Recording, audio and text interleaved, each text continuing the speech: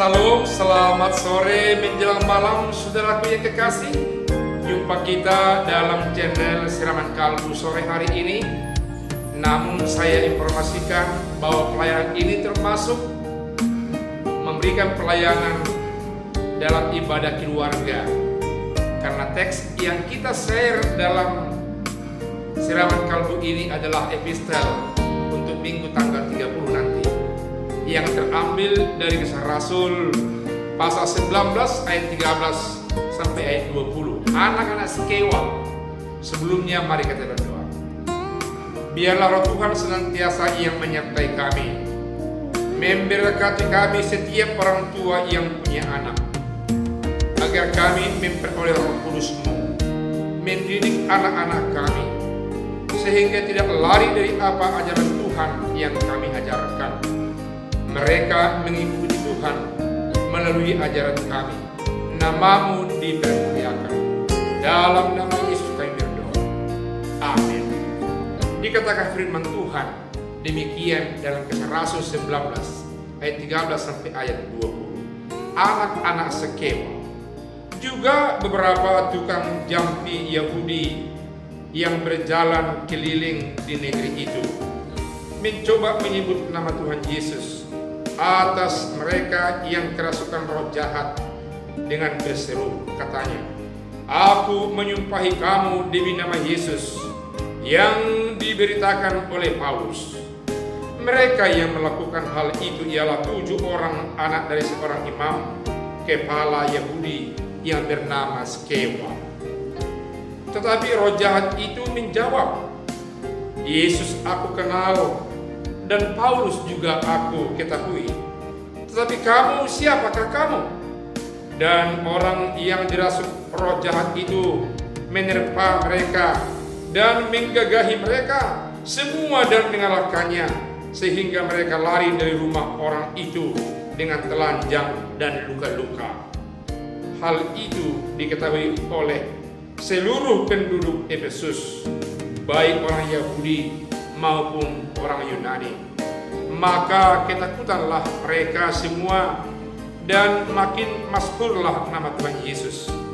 Banyak di antara mereka yang telah menjadi percaya datang dan mengaku di muka umum bahwa mereka pernah turut melakukan perbuatan-perbuatan seperti itu.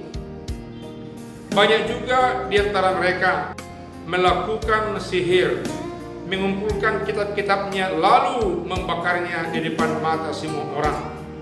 Nilai kitab itu ditaksir 50.000 uang perak. Dengan jalan ini makin tersiarlah firman Tuhan dan makin berkuasa. Saudaraku yang kekasih, ada banyak cara dibuat Tuhan supaya namanya semakin dipermuliakan. Ada banyak cara yang dipakai Tuhan agar kuat kuasanya dan cinta kasihnya semakin mengembang, semakin tersiar di seluruh dunia di tengah bangsa ini. Di kota Efesus ada seorang imam yang terkenal, namanya Imam Skewa. Dia orang Yahudi. Namun demikian, ternyata dia selalu pergi kepada tukang jampi, atau dia mungkin menjadi pelaku tukang jampi yang mengaku sebagai imam tapi mempraktekkan sihir, mempraktekkan perdukunan, mempraktekkan di luar yang Tuhan kehendaki dalam kehidupannya. Dia berdua Tuhan. Dia menduakan Tuhan seperti itu. Pada kesempatan ini ada kisah yang sedemikian menegur kita yang hidup pada masa kini, agar kita tidak berlaku sebagai imam, tapi juga berlaku sebagai tukang jampi-jampi yang tidak Tuhan kehendaki, seperti anak-anak Skewa yang diperlihatkan dalam firman Tuhan ini. Mereka mau mengobati dalam nama Yesus. Mereka mau mencoba melakukan penyembuhan, pendampingan dalam nama Yesus, tapi itu sebenarnya hanya mau mengelabui orang Yang jelas iman percaya mereka bukan kepada Yesus, bukan kepada Allah melalui Yesus, tapi kepada dewa yang masih mereka sembah. Lalu orang yang kena kerasukan setan itu rohnya memberontak. Yesus saya kenal, demikian juga dengan Rasul Paulus saya kenal, tapi engkau tidak saya kenal. Lalu roh jahat ini yang ada dalam manusia yang kerasukan setan mengamuk, menerpa mereka, menelanjangi mereka, menyikat mereka habis, sehingga banyak di antara mereka yang luka-luka, lari tunggang langgang, meninggalkan orang yang kerasukan setan itu. Bayangkan saudaraku yang kekasih, mereka yang kerjanya menyihir, mereka yang kerjanya mau mengobati orang-orang yang kerasukan setan dengan kuat kuasa yang sesungguhnya mereka imani, tapi mereka seolah-olah mau meminjam nama Yesus. Iman percayanya bukan dari Yesus, iman percayanya bukan kepada Yesus. Sesungguhnya kehidupannya bukan berawal, bersumber, dan untuk memuliakan nama Tuhan melalui Yesus. Roh jahat itu mengamuk, saudaraku yang kekasih. Melihat peristiwa itu, ada banyak orang yang menyaksikannya, membuat orang banyak menjadi takut dan percaya kepada firman Tuhan Yesus. Ternyata mereka melihat tidak berkuasa dan tidak berkekuatan orang yang menyembah dewa, orang yang menyembah kekuatan yang lain, orang yang hanya menyimbolkan kehidupannya dalam nama Yesus, yang bersentuhan dengan firman Tuhan ini, meninggalkan kejahatan yang seperti ini.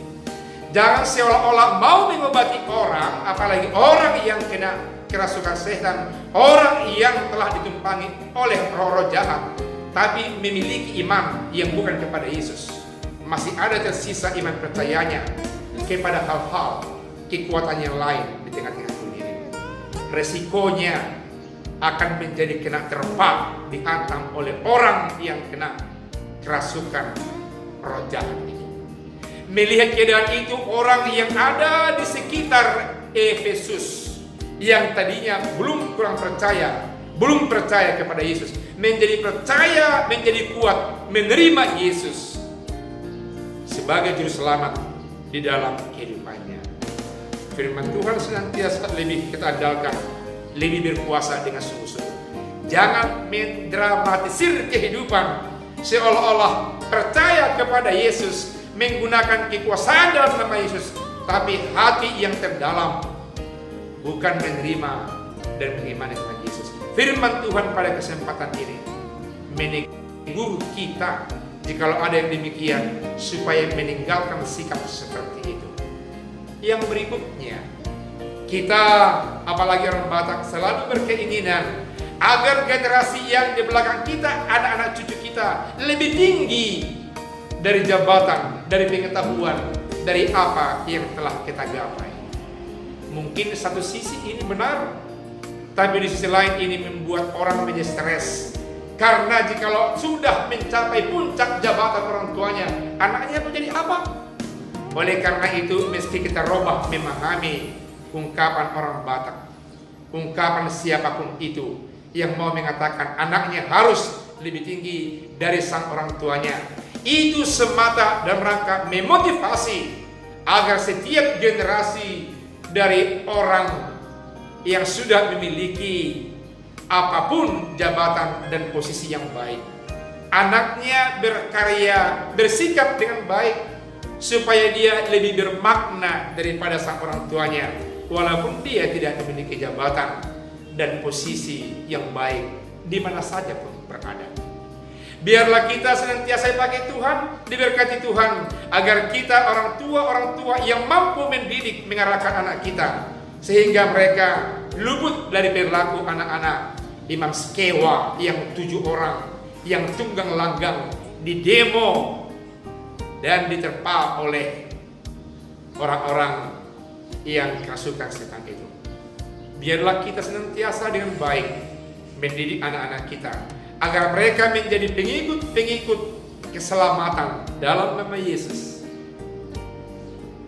yang membuat hidup mereka bermakna di tengah-tengah sesama, di tengah-tengah dunia ini, demi untuk kemuliaan nama Tuhan kita melalui Yesus Kristus Tuhan kita. Amin. Mari kita berdoa.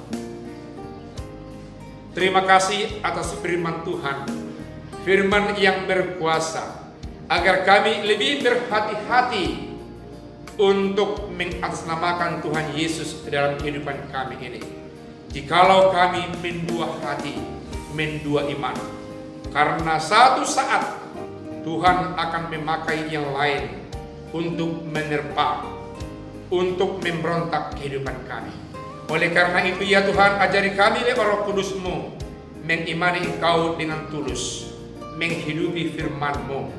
Jikalau Engkau mampukan kami untuk mendampingi orang, menyembuhkan orang, biarlah pendampingan dan penyembuhan sungguh-sungguh bersumber dari Allah melalui Tuhan kami Yesus Kristus. Ini syukuran kami dan doa kami yang kami sampaikan dalam nama Yesus Kristus Tuhan kami yang bangkit dan berkuasa ini.